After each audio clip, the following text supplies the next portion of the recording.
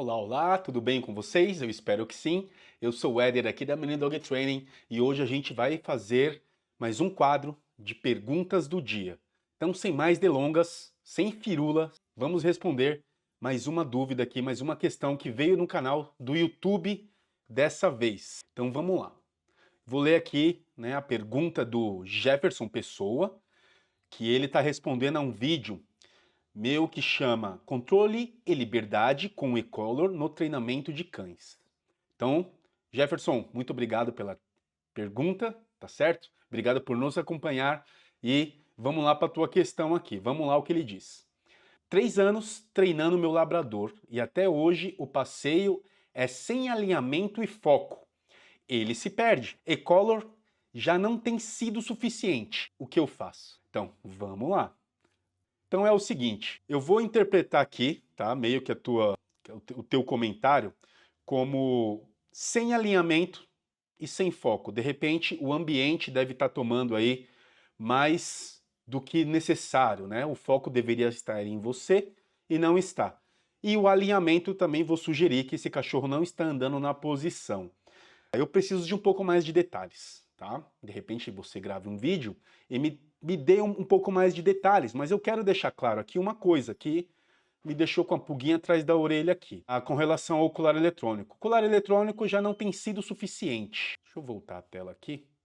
Colar eletrônico já não tem sido suficiente, o que eu faço? Será mesmo? Antes de mais nada, eu quero falar um pouquinho sobre os conceitos do colar eletrônico. De repente, com o que eu vou dizer agora, isso pode te dar um novo ponto de vista e você comece de novo, né? Reinicie esse treinamento com base em tudo isso que eu vou falar. Muita gente erra, muita gente peca, não sei se é o teu caso ou não, mas muita gente peca em usar o colar eletrônico por um simples motivo. Bom, você que já me acompanha há bastante tempo aqui no canal, já deve ter escutado eu dizer assim: colar eletrônico é uma extensão da minha comunicação. É uma extensão do meu verbal, certo? No entanto, o estímulo TENS é um estímulo tátil. É uma extensão do meu verbal, mas é um estímulo tátil. Eu vou dar um toquinho. Então talvez você já esteja careca de saber ou de me ouvir dizer isso. O que você não está acostumado é que essa ferramenta aqui, além de muito tecnológica, ela traz um estudo científico fenomenal. E é disso que a gente vai falar aqui. Falar também o que muita gente erra. Qual o pecado das pessoas?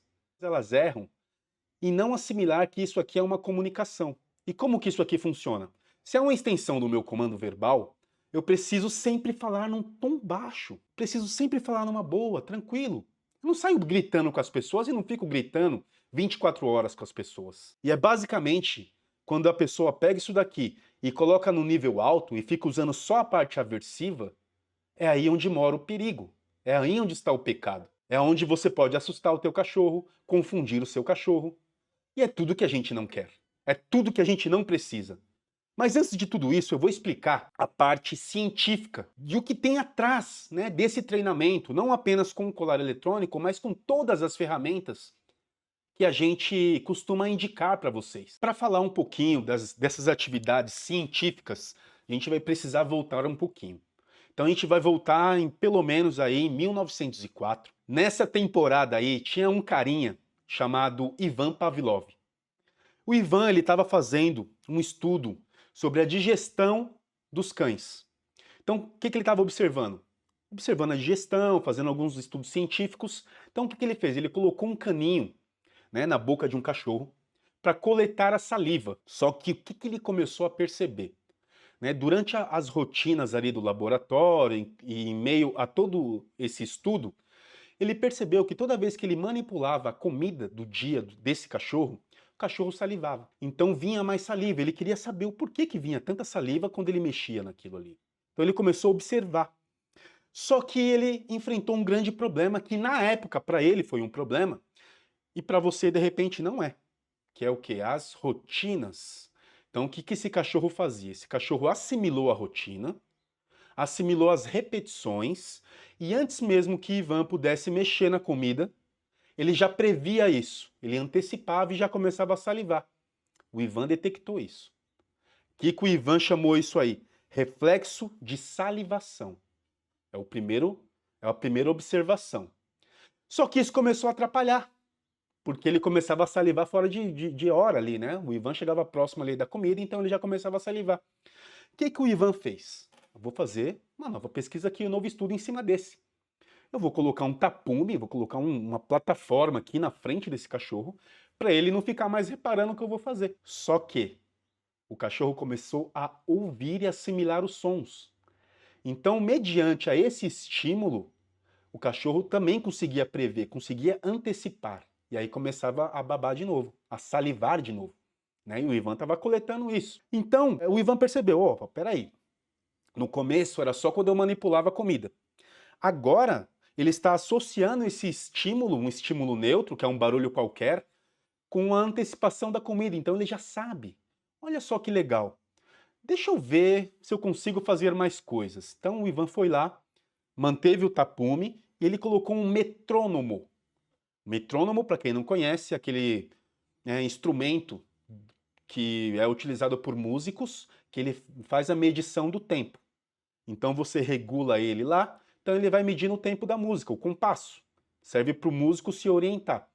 Então ele vai fazendo um barulhinho. Tec, tec, tec, tec, tec, tec, tec, tec. O Ivan colocou um metrônomo na frente do tapume, abriu uma portinha, e aí ele fez o barulho tec-tec e começou a parear isso com a comida do dia. Depois de muitas repetições, o que ele começou a perceber?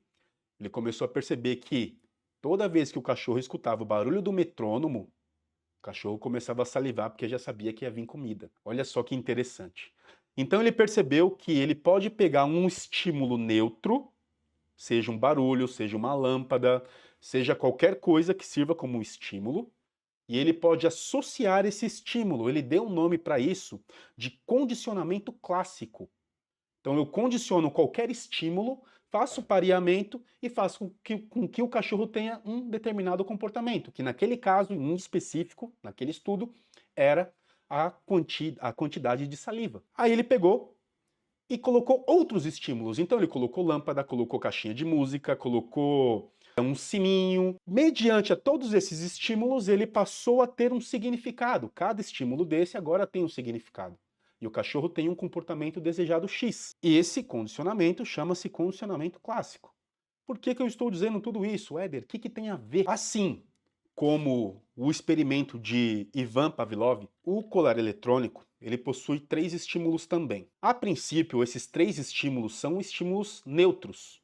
Então vamos lá. O primeiro estímulo é o estímulo TENS. O segundo estímulo é um estímulo de tom, um bip. E o terceiro estímulo é uma vibração. Esse terceiro eu não recomendo porque ele chega a ser muito forte, muito aversivo para o cachorro. O cachorro se assusta com isso, tá? Vai ser muito difícil você fazer uma assimilação com um comportamento desejado. Mas enfim, eu estou explicando tudo isso, essa volta toda, Ivan Pavlov, para dizer que, da mesma maneira que ele condicionou um estímulo neutro e transformou esse estímulo em algo desejado, é o que você vai fazer com o colar eletrônico também. Seja no tom ou seja no estímulo TENS. Lembrando que o estímulo TENS é um estímulo tátil, que é um toquinho, e você pode subir, quando você sobe ele vai se tornar um pouco mais aversivo, estilo uma bronca, mas depois você desça. Interessante conversar aqui, ó, de uma forma educada, tá bom?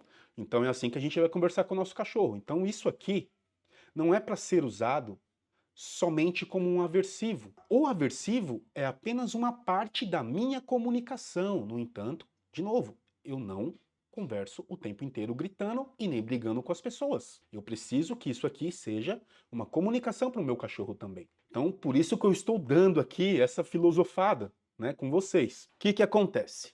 Você vai fazer as repetições e vai projetar no seu cachorro um comportamento desejado mediante o estímulo aplicado. É nessa hora que vai entrar a nossa comunicação. Pareado com isso, anos mais tarde, veja bem, Pavlov começou esse estudo em pelo menos ali em 1904. Em 1904 estava nascendo Skinner com um novo estudo. Ele pensou, ora, Pavlov, anos atrás, fez esse estudo aqui, então ele consegue tornar um estímulo qualquer numa coisa que o cachorro assimila, eu consigo um comportamento do cachorro. E se eu inovar isso? Então o que ele pensou?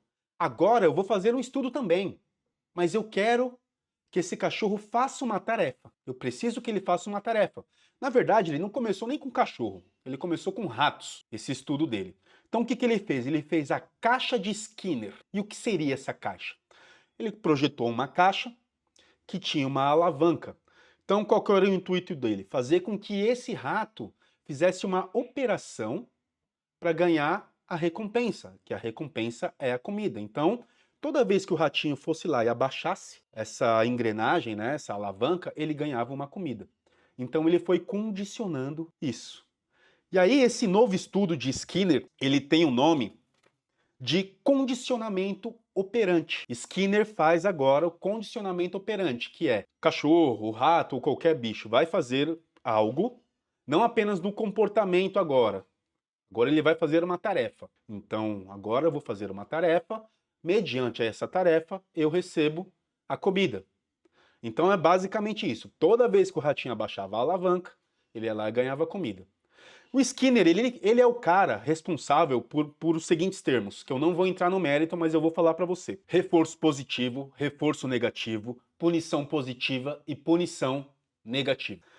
E aí o que ele faz? Ele faz um novo estudo. Então ele começa a colocar algumas punições para esse rato. Então um exemplo aqui, vamos lá. Toda vez que o rato abaixa a alavanca, ele ganha comida. Toda vez que o rato se afasta, ele toma um pequeno choque ali, que é uma punição, e então ele tem que ir lá e mexer na alavanca de novo. Então cessa essa punição. Então dá para fazer várias variáveis aí. Mais uma vez eu não vou entrar nesse mérito, tá? Skinner, ele foi trabalhando assim, fazendo um monte de estudos, só que ele é conhecido como um cara que meio que passou dos limites ali, foi até cancelado, né? A galera não estava curtindo muito essas experiências. Vale lembrar que todas essas experiências, elas foram feitas com animais, mas elas contribuem até hoje para a psicologia humana, certo? Então vale até a pena estudar um pouquinho sobre isso. Então aonde que eu quero chegar? O colar eletrônico faz uma mescla do condicionamento clássico com o condicionamento operante. É 2 em 1. Então aqui você vai fazer o aversivo, talvez, né? O aversivo é um leve incômodo que o cachorro vai sentir. Então você não quer que esse cachorro se assuste, nem que esse cachorro se machuque. Não, eu quero interromper um comportamento. Para isso que serve. Então você vai fazer um reforço positivo. Então você vai fazer um carinho, você vai dar comida, comida do dia, você vai dar uma liberdade, ou você vai cessar o incômodo. Certo? É assim basicamente que funciona. Então no teu caso, o Jefferson, o que eu recomendo? Tá? Recomendo que você pegue essa base, tanto do condicionamento clássico quanto o condicionamento operante, entenda isso e pegue as ferramentas e entenda que todo estímulo você quer algo, certo? Prong collar, um estímulo um pouco mais forte, é o quê? Pô, aversivo. Então é para o cachorro interromper um comportamento. Toquinhos, comunicação. Quero que o cachorro fique ao meu lado, então você vai trabalhar isso. Sempre com o verbal, certo? Ferramenta só vai te auxiliar. Vai fazer com que você tenha uma resposta um pouco melhor desse cachorro mediante a esse auxílio que são as ferramentas, tá?